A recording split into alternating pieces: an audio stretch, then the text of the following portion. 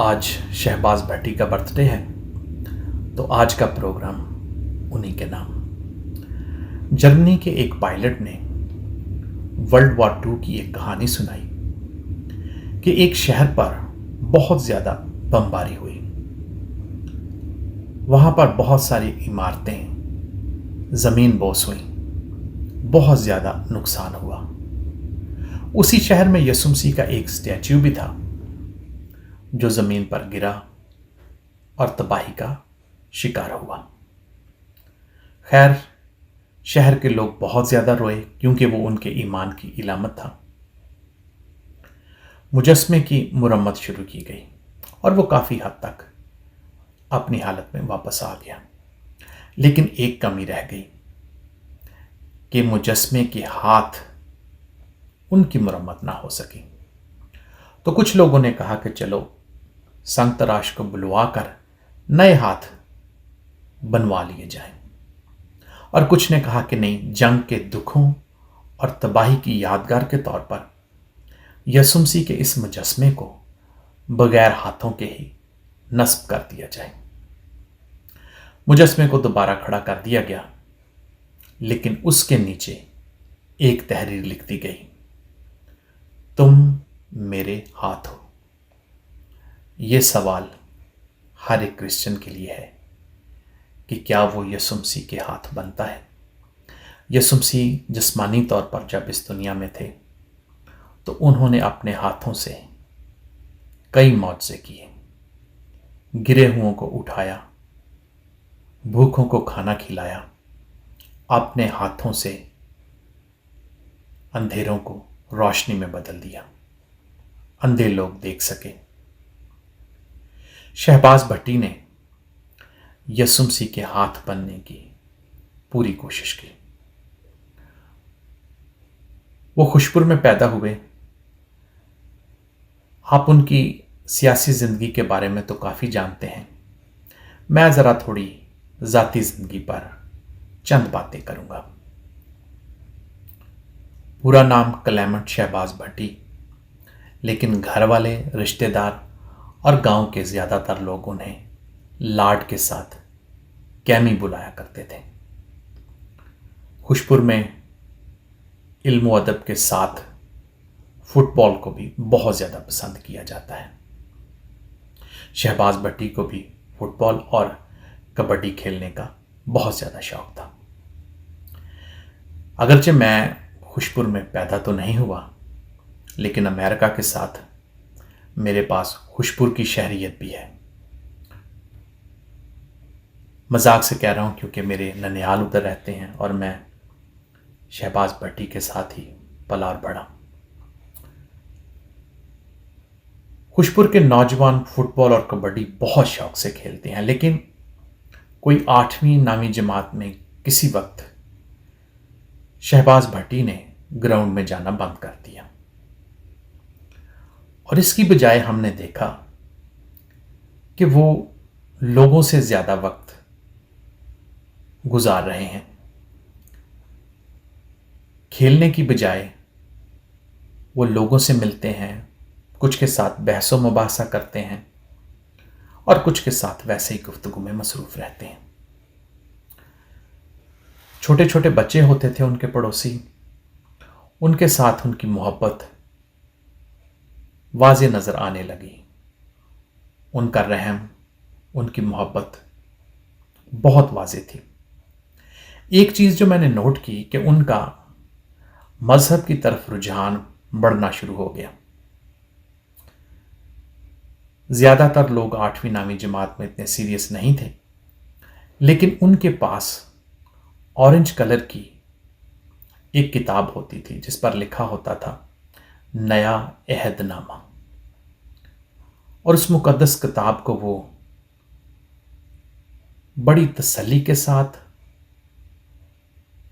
हर रोज़ नहीं तो अक्सर पढ़ा करते थे, और उसके ऊपर उन्होंने बहुत सारी आयत को जो था वो मार्क किया हुआ था। और मैंने देखा कि मैं तो फुटबॉल खेलने चला जाता था तो वो इस बहसो मुबासे में पड़े रहते थे लोगों के साथ, और अक्सर कहते थे कि ये देखो बाइबल में ये बात लिखी हुई है और हमारे लोग इस तरह कर रहे हैं। तो ये उनका एक पहलू था जो उस वक्त मैंने देखा, लेकिन जाहिर है कि उस वक्त टीनेजर्स थे, हम चीज़ों को इतना सीरियस नहीं लेते थे। बहरहाल इसके साथ साथ शहबाज भट्टी एक कमाल के डिबेटर थे। स्कूल की ज़िंदगी में मुबाहसों में अक्सर हिस्सा लेते और तकरीर करते करते उनकी आवाज़ बहुत बुलंद हो जाती और वो बहुत जज्बाती हो जाते। सेंट थॉमस हाई स्कूल से उन्होंने मैट्रिक की और फिर गवर्नमेंट कॉलेज फैसलाबाद में चले गए। खुशपुर से काफ़ी स्टूडेंट थे उस वक्त और हम सारे लोग जॉन पॉल हॉस्टल में रहते थे। शहबाज भट्टी को उधर से एक किताब मिली जो जेम्स लाल साहब उन्होंने मेरा ख्याल है कि लासाल स्कूल की लाइब्रेरी से ली थी और हम यार लोगों ने मिलकर उस किताब को अपने पास ही रख लिया। उस किताब का नाम था how to be a leader. उस किताब ने शहबाज भट्टी की ज़िंदगी पे बहुत ज़्यादा असर किया। दूसरी किताब इल्ताफ़ हुसैन की ज़िंदगी के बारे में थी, उनकी स्ट्रगल्स के बारे में थी, उनके लीडरशिप के स्टाइल के बारे में थी। उसने भी शहबाज भट्टी को बहुत ज़्यादा मुतासर किया। हॉस्टल में हमारे साथ जनाब खलील ताहिर संधू साहब भी हुआ करते थे। ये उस वक़्त बीए के तालिब इल्म थे। मैं और शहबाज भट्टी मजबूरन एफएससी कर रहे थे। हमारा शौक़ तो नहीं था, लेकिन ख़ानदान की ख्वाहिश थी जो हम कभी भी पूरी ना कर सके। तो उधर भी माहौल काफ़ी अदबी और बहसो मुबाहसा जो था वो चलता रहता था। वहाँ से शहबाज भट्टी ने बीए करने के बाद क्रिश्चियन लिबरेशन फ्रंट की बुनियाद रखी। चूँकि ये प्रोग्राम शहबाज भट्टी की ज़ाती ज़िंदगी के हवाले से है, तो मैं बताना चाहता हूँ कि शहबाज भट्टी के पसंदीदा अदाकार कौन थे।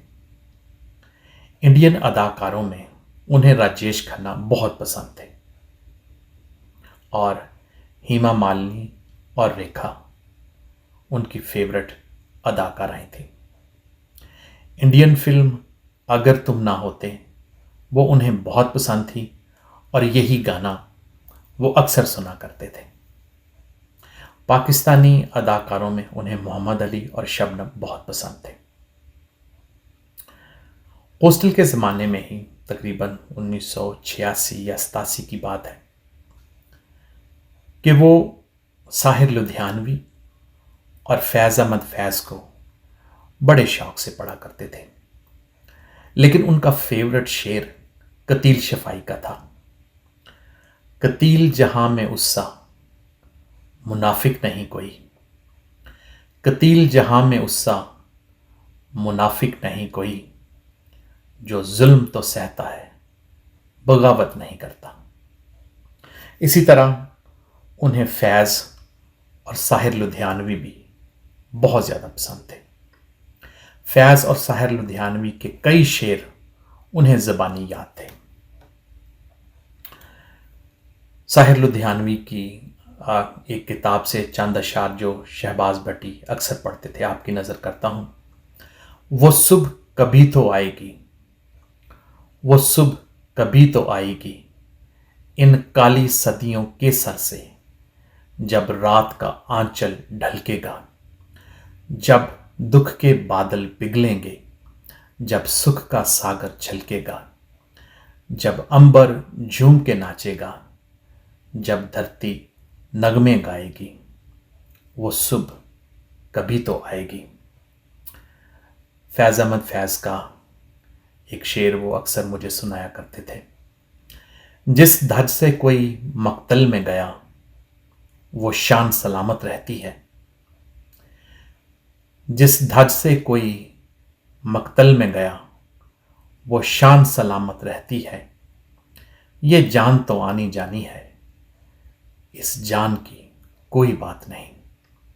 और मेरा ख्याल है कि इस शेर को उन्होंने अपने लहू की मोहर लगा दी कि वो किसी खौफ और किसी डर का शिकार नहीं हुए, बल्कि उन्होंने अपनी कौम की खातिर जान दे दी।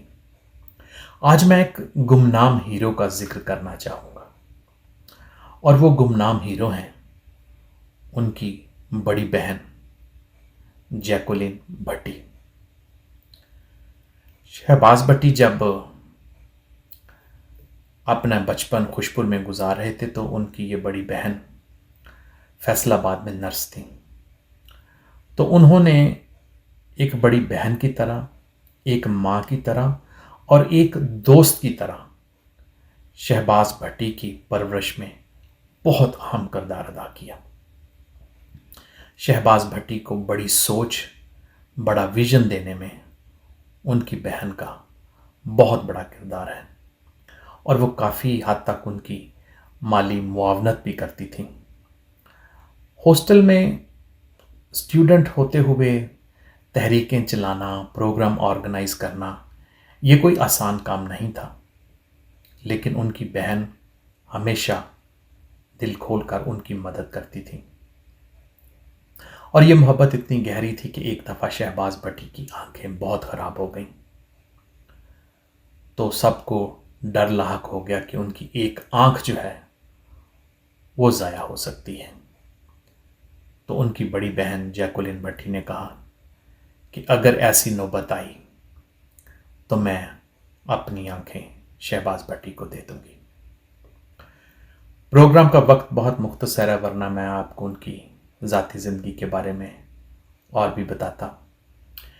इब्राहम लिंकन ने कहा कि मुश्किल हालात में बहुत सारे लोग खड़े हो सकते हैं, लेकिन अगर आपने इंसान का असल किरदार देखना है तो उसको ताकत देकर देखो, उसको पावर देकर देखो।